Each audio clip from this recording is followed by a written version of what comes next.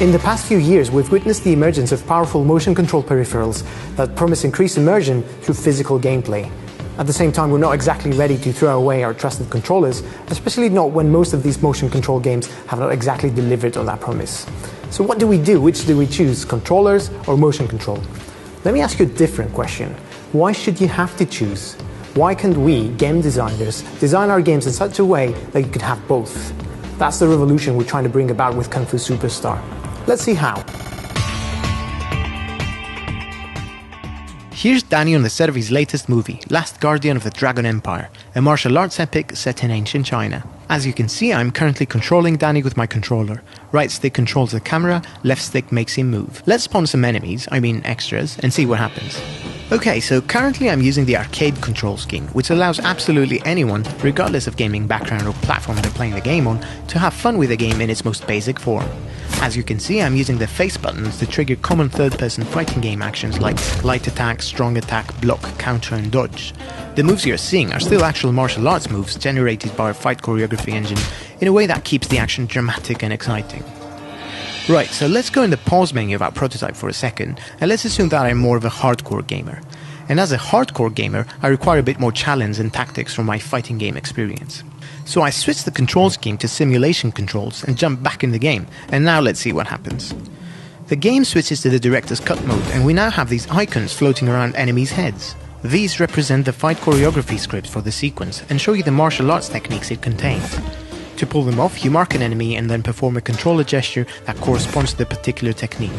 These gestures are designed to match the movements of the hero's body and provide not just an extra level of immersion, but also an extra level of strategy, challenge and tactics, as you now have to think carefully about how to approach the situation and which move to perform on which enemy first.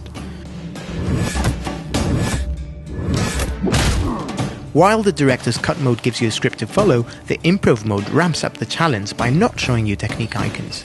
Here it's up to you to think back to your training and pull off a technique that's appropriate for the situation.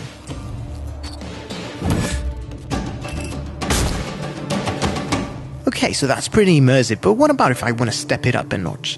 What if I wanted to perform all those cool moves myself instead of just emulating them on the controller? Easy enough, all I have to do is put the controller aside, stand up, and that's it, I'm in the game. I'm physically taking part in the action, performing all these moves myself. No pause menus, no scanning, no calibration. All I have to do is stand up and start fighting. The game adapts to the change in control methods automatically.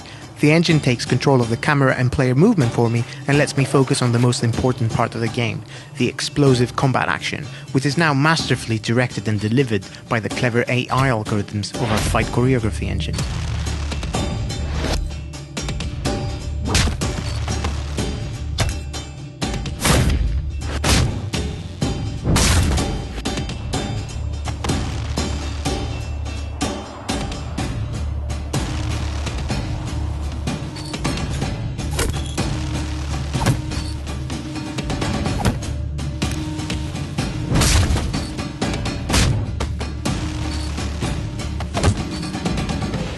But let's say I got tired of all this exhausting punching and kicking though, but I'd still like to keep playing this level just to find out what happens next in Danny's story.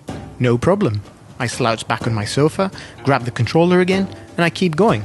Again, seamless transition, no pauses, no frustration. We've seen some motion control games with controller-based features crowbarred in at the 11th hour, and we've seen some controller games with trivial motion control add-ons. I think it's clear that what we're talking about here is neither of those. We're talking about something that's been designed from the ground up to work equally well with either control option. You're the one who gets to make the final decision on how you want to experience the game, and you get to make that decision whenever you want and as many times as you want. I think one of the smart things here is to work on a control mechanism that allows players choice.